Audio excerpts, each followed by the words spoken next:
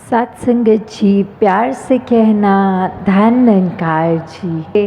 संतों महापुरुषों के वचनों को श्रवण कर रहे हैं। हर एक का पैगाम कि मानव जिंदगी में एक जो परम लक्ष्य है वो है प्रभु परमात्मा, और प्रभु परमात्मा से जुड़ने के लिए प्रभु की प्राप्ति करनी, ये एक संभव होता है सिर्फ और सिर्फ मनुष्य योनि में। तो किस प्रकार अब हमारे पास समय है, क्योंकि दुनिया तो क्षणभंगुर है, हमें अपनी सांसों का पता नहीं कि आज सांस ले रहे हैं, कल जीवित होंगे भी कि नहीं। तो युगों युगों से संतों ने ये सच्चाई को बहुत ही डायरेक्टली समझाया है कि ये कोई डराने की बात नहीं, ये इसलिए कुछ उस तरह नहीं कहा गया, पर ये तो सत्य ही है कि जो संसार में आएगा उसने जाना ही है।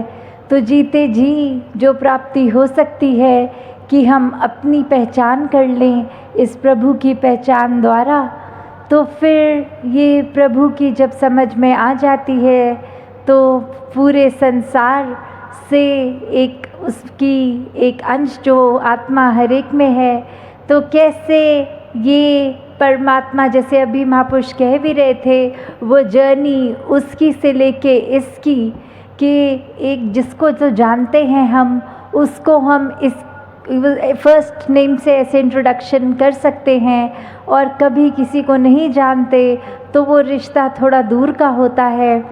तो ये परमात्मा, ये भगवान तो हमसे इतना नज़दीक है जितना नज़दीक कोई शरीर का अंग भी नहीं। तो इतनी नज़दीकत जिसके साथ है, वो जब जान लेते हैं तो पता लगता है कि किस प्रकार हम सब इस परमात्मा की ही रचना भी हैं और इस परमात्मा में भी हैं। तो कैसे हमने हर समय जहाँ अपने मनों को मुलायम रखकर करुणा, दया, सहनशीलता, विनम्रता, प्यार, ऐसे अच्छे भावों से खुद को एक भरपूर रखना है, वहीं पूरे संसार के लिए भी यही अरदास कि हर कोई अपने जीवन में एक सुकून, एक स्थिरता, एक सहजता का एहसास करे।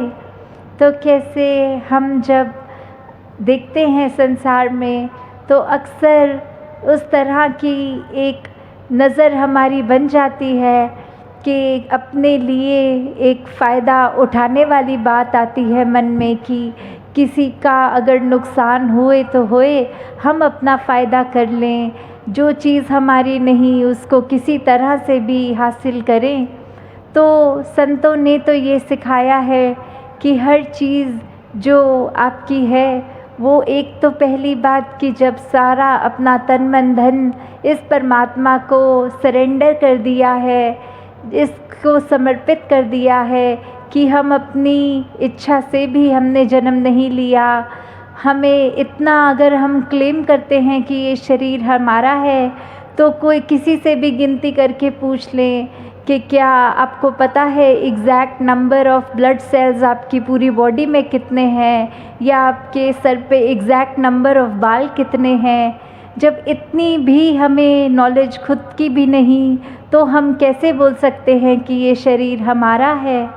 तो ये परमात्मा ने जो शरीर दिया है उसका पूरा ख्याल भी रखना है, उसको तंदुरुस्त भी रखना है, और शरीर के अंदर जो मन है उसको भी यही परमात्मा अगर याद रहता है तो वो मन स्थिर रहता है, संभला रहता है। किसी परिस्थिति के हिसाब से उतार चढ़ाव इस मन पे फिर नहीं आते हैं। ये मन भी, तन भी, और जो भी एक आर्थिक स्थिति में इस परमात्मा ने रखा है, वो धन भी कैसे फिर पूरी संसार के लिए, ये सेवा के उनके लिए ही एक उपयोग में आता है। कि इतना हम अगर कुछ कहते हैं कि हमारे हिस्से का इस परमात्मा ने जो भी दिया उसको एक पॉजिटिवली ही यूज़ किया जाए। कैसे हर समय ये बात आती है कि अपनी नेसेसिटी जितना ही अगर हम यूज़ करें और बाकी एक पूरे संसार के कल्याण में लगा दें वो सेवा भाव से, क्योंकि ये लालचों ने तो कभी ख़त्म नहीं होना। जब दिल कोई एक चीज़ पे अटकता है कि ये चीज़ हासिल करनी है, उसका साधन भी किसी तरह अगर बन जाता है, जैसे ही वो चीज़ की प्राप्ति होती है, मन अगले ही पल कुछ और चीज़ की इच्छा करता है। तो ये इच्छाएं तो जीवन भर चलती रहती हैं, पर अगर सिर्फ इच्छा पूर्ति ही अपनी करते हर समय रह जाएंगे तो वो स्पिरिचुअल ग्रोथ हमारी नहीं हो पाएगी, क्योंकि हम अपना समय और अपनी ताकत, अपनी आर्थिक मनी, वो सब हम उन चीज़ पर ही लगा रहे हैं जो कुछ समय तो हमें खुशी दे सकती हैं, फिर उनसे मन भरता है और दूसरी चीज़ की इच्छा लगती है। तो कैसे हम अगर एक सच्चाई से दिल लगा लें तो जो चीज़ें हमेशा नहीं रहेंगी, उन चीज़ों के होने ना होने से ये मन पे असर नहीं चढ़ता इतना, because the more we make our heart the slaves of financial things, materialistic things, the more we become the slaves। कि हम अपना दिल जब किसी ऐसी चीज़ों के साथ इतना जोड़ देंगे कि ये चीज़ हमारी ज़रूरत की है या नहीं भी है, तो भी उसको एक अपनाया जाए, एक उसको ख़रीदा जाए, एक अच्छे से अच्छी एक दौड़ लग जाए, और वो पॉजिटिव रूप में नहीं, बस छीना झपटी मन में बुरे भाव से किसी का हक मारकर खुद पे, वो जब उस तरह के भाव आ जाते हैं तो फिर ये हमारा मन तो फिर एक गुलाम बन गया। फिर अपना मन हमारे को जहाँ इस परमात्मा ने चेतनता, बुद्धि, विवेक सब दिया है कि किस तरह हम अपने मन पे काबू रख सकते हैं, हम अपने मन से सिर्फ पॉजिटिव चीज़ों का ही उपयोग करें, वहीं ये मन तो फिर लग जाता है सब कुछ हासिल करने में। और जहाँ वहीं सिकंदर का भी उदाहरण आता है कि सब कुछ पाकर हासिले ज़िंदगी कुछ भी नहीं। मैंने देखा है कई सिकंदर खाली हाथ जाते हुए, कि कैसे जब एक सिकंदर जैसे बादशाह भी इतना कुछ, पूरी धन दौलत इतनी जमा करके भी अंत में शरीर रूप में साथ तो कुछ भी नहीं लेके गए। तो जो समा है हमारे पास ये जीवन का, उसको हम पूरी तरह उपयोग में लाएं तो सिर्फ इस परमार्थ के रास्ते के लिए।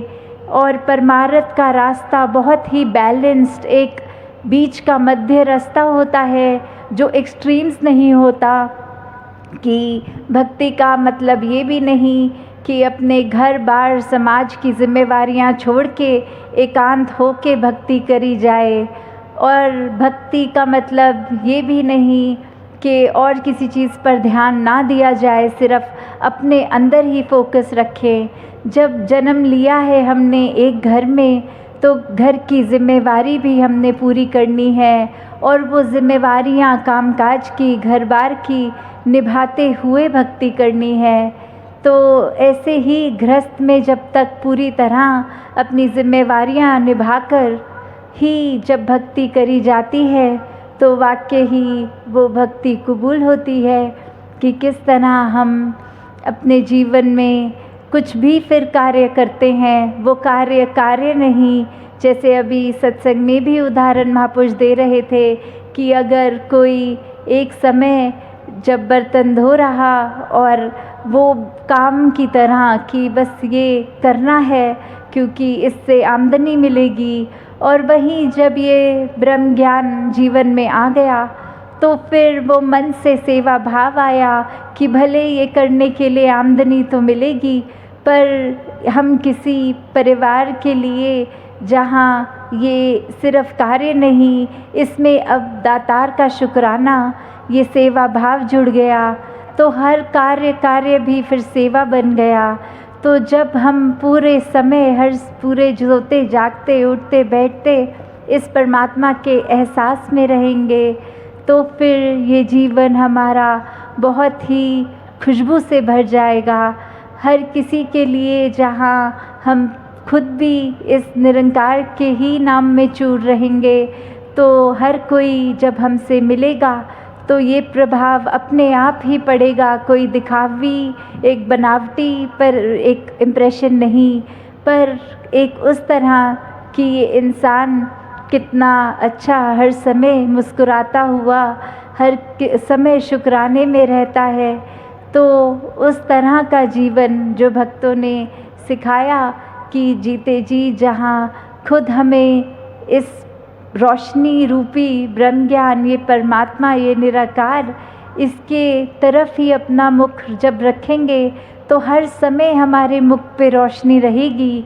और वहीं जब हम इसको भुला देते हैं तो फिर मन में बुरी बातों का घर कर जाना एक नेचुरल चीज़ होती है। जैसे एक कमरे में अगर हम अभी रोशनी है और स्विच को ऑफ करते ही 1 सेकंड नहीं लगेगा कि कमरा अंधकार से भर जाएगा। तो उसी प्रकार जिस पल हम इस परमात्मा को भूलते हैं, वहीं एक वैर, नफ़रत, अहंकार, ऐसे अनेकों बुरी भाव मन में घर करते हैं। तो कैसे हर एक को जहाँ हमने एक सत्कार ही करते जाना है, उसको उस तरह से इंसान को जज नहीं करना कि ये व्यक्ति ने तो कभी कुछ हमारे लिए अच्छा किया ही नहीं है, तो हम क्यों इसके लिए कुछ अच्छा करें। नहीं, हमें तो सिर्फ अच्छाई करती जाना है, दूसरों के कर्म में नहीं झांकना, अपने कर्मों से अपने जीवन के कर्मों की लकीर को बड़ा करना है। तो कैसे हम जब खुद अच्छा करते जाएंगे सबके लिए, तो वो एक समय हम खुद देखेंगे कि कैसे हमें दूसरों के ऊपर नज़र ही नहीं जा रही, क्योंकि खुद में ही इतनी गलतियां दिख रही हैं कि स्वयं को संवारते चलें। और उसी प्रकार फिर ऐसी नज़र भी बन जाती है कि दूसरों की कमियां तो नज़र ही आनी बंद हो जाती हैं। तो जब तक हम फोकस उस तरह एक फोकस होता है जो सेल्फिश होके इंसान करता है, और एक फोकस होता है जो सेल्फलेस होके करता है। तो भीतर की ही दोनों बात है, अपने मन के अंदर की। तो वो भीतर अगर तो उस तरह से इंट्रोस्पेक्शन हो रही है कि हम कितना पानी में खड़े हैं, खुद को टटोल के देख लें। और एक इस चीज़ के लिए मन अंदर सोचता है कि कैसे हम कुछ एक लालच का एक इंटेंशन है, वो चीज़ को कैसे हासिल करें। तो ये दोनों चीज़ें चाहे तो अंदर झांक कर ही पता लग रही हैं, पर ये फ़र्क कितना बड़ा इन चीज़ों में, नज़रिए का, ये इंटेंशन का। तो कैसे हर समय हर एक के लिए वही कामना कि सब में कैपेबिलिटी है, सब में कैपेसिटी है कि एक इंसान का शरीर लिया है तो इंसान जैसा एक स्वभाव, एक गुण भी अपना लें। और अगर ऐसा जीवन है तो मुबारक है। वहीं वरना मेजॉरिटी अगर सब, अक्सर ऐसी बात भी कही गई है कि शरीर मनुष्य का और स्वभाव पशुओं वाला, या इतना भी ग्रंथों में लिखा गया है कि मनुर्भव। तो एक इंसान है, आंखें, नाक, कान सब आकार मनुष्य वाला, तो भी फिर मनुर्भव क्यों बोल रहे हैं, मनुष्य बनने के लिए क्यों बोल रहे हैं। कभी किसी जानवर को तो हम नहीं बोलते कि ए घोड़े घोड़े बन जाओ, ए हाथी हाथी बन जाओ। तो मनुष्य को ही क्यों बोला जा रहा है कि मनुष्य बन जाओ, क्योंकि ये मनुष्य सिर्फ शरीर की वजह से मनुष्य नहीं जाना जाता।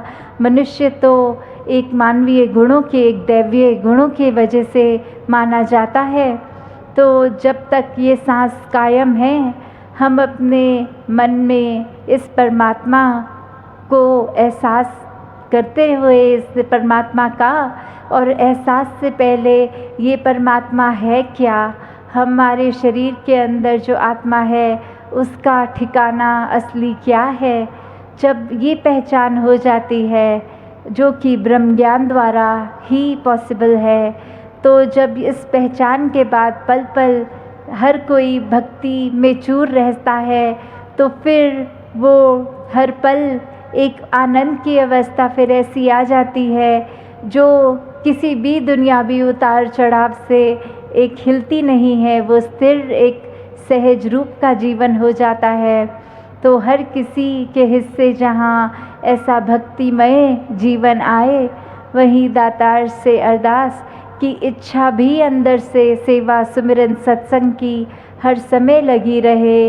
एक हर एक की सेवा पूरे संसार के लिए एक अच्छा चीज़ें जो भी कर सकें वो करने की इच्छा हर समय बनी रहे।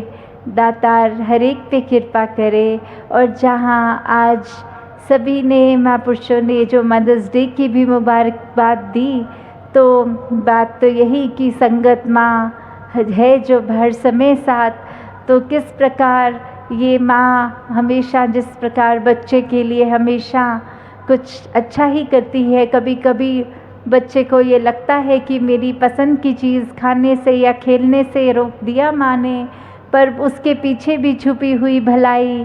उसी तरह ये संगत माँ, ये दातार जब भी कुछ ऐसा हालात भी सामने जीवन में रखते हैं, तो फिर वो हमेशा एक हमारी ही भलाई के लिए होते हैं।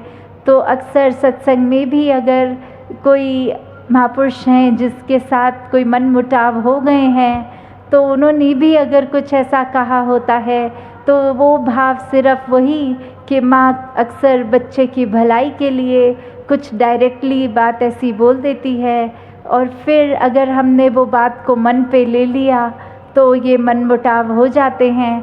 तो जहाँ हर एक में निरंकार का रूप जब देखते हैं, तो मुख से हमेशा सत्वचन ही निकलता है, फिर किंतु परंतु वाले सवाल नहीं उठते। तो दातार हर एक पे कृपा करे कि इस निरंकार पे हर एक का विश्वास पूरा रहे। और जब ये विश्वास पूरा होता है, फिर कोई किसी की खामियां एक नज़र में हाईलाइट करके हम नहीं देखते, सिर्फ़ और सिर्फ हर एक के गुणों पे ही नज़र जाती है। सत्संगत जी, धन निरंकार जी।